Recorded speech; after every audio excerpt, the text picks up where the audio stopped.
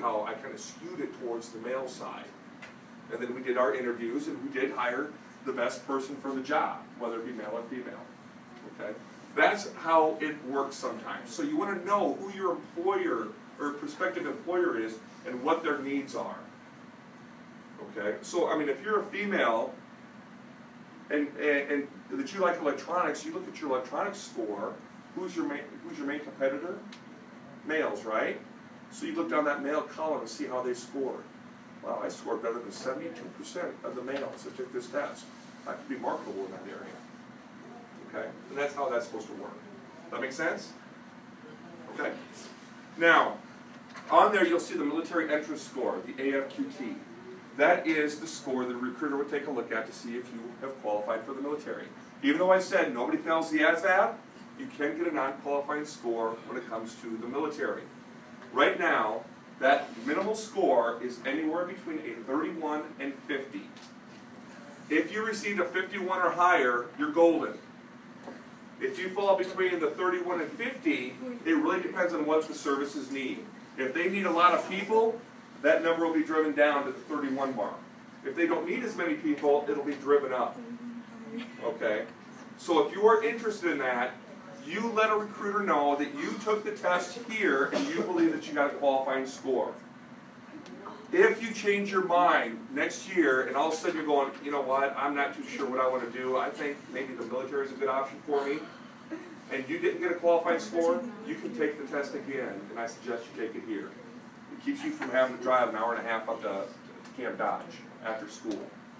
Okay? Any questions about that? Okay. So now let's get on our computers, and there is a website in the lower right-hand corner. It's called Asvab2.com, and it's found in the lower right-hand corner of your results sheet. Asvab2.com.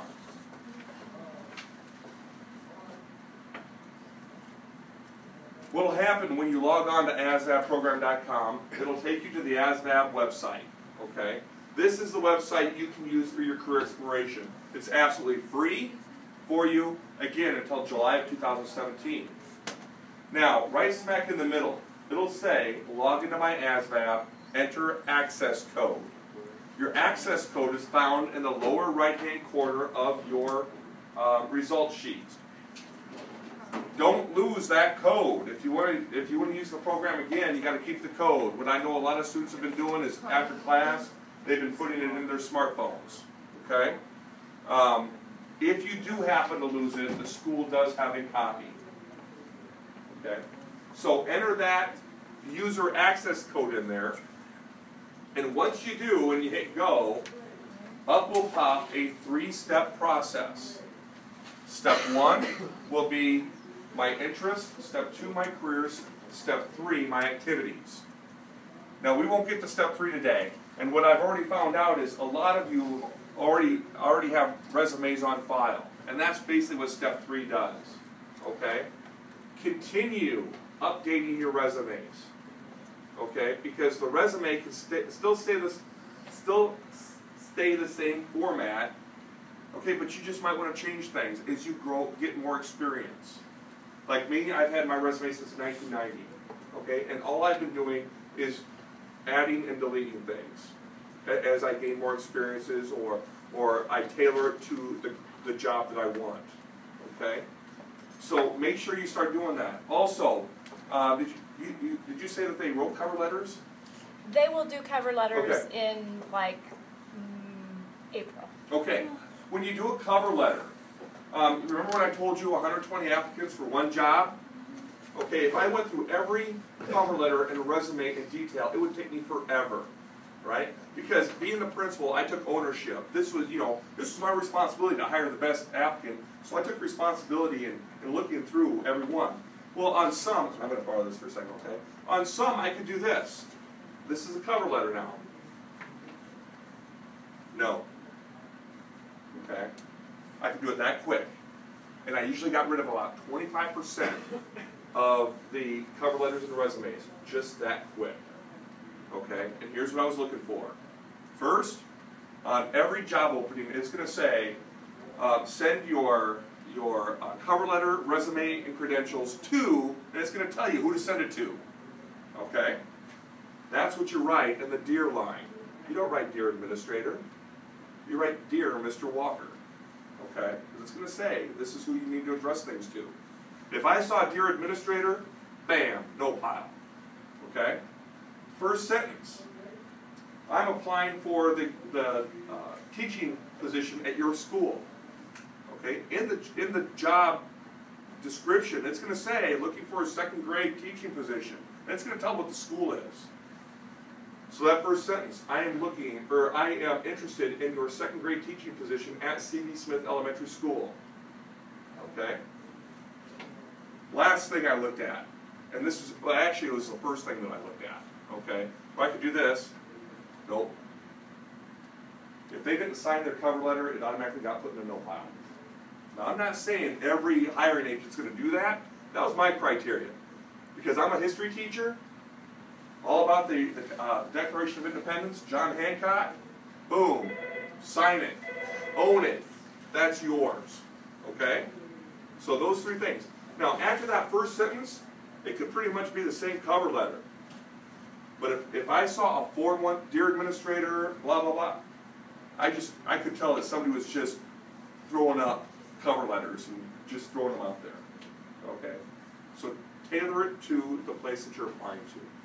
All right? So those are just some, and then I went back and looked at grammar and format and stuff like that after the initial ones. Okay? So now what we're going to do is we're going to click on take the FYI under step 1, my interest. Take the FYI. The FYI is a find your interest inventory. You can click on the young lady on the right-hand side with the crooked neck, the nice little smile with the words get started under her. You can click on her, and that's going to bring you up to your first set of 30. There are 90 different statements, and your job is to indicate whether you like it, you dislike it, or you're indifferent, or you could care less either way. Now, the thing is, these are all interest-based.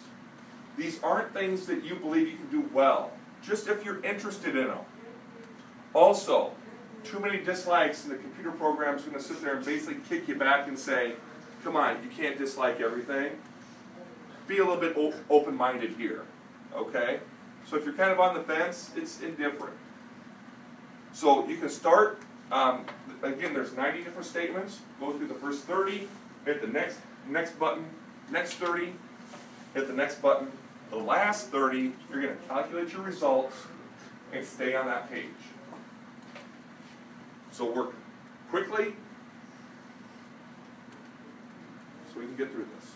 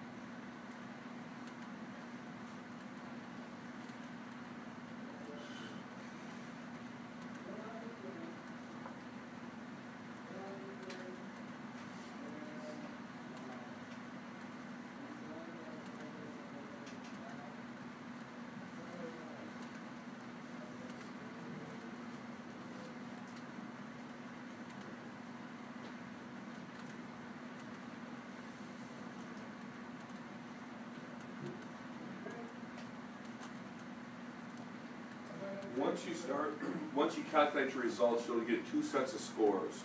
Stay on that set, stay on those scores. And you can go to pages 6 through 11 in the book that was handed out to you, and that'll give you an idea of what the codes are and what are some different careers that go along with those codes.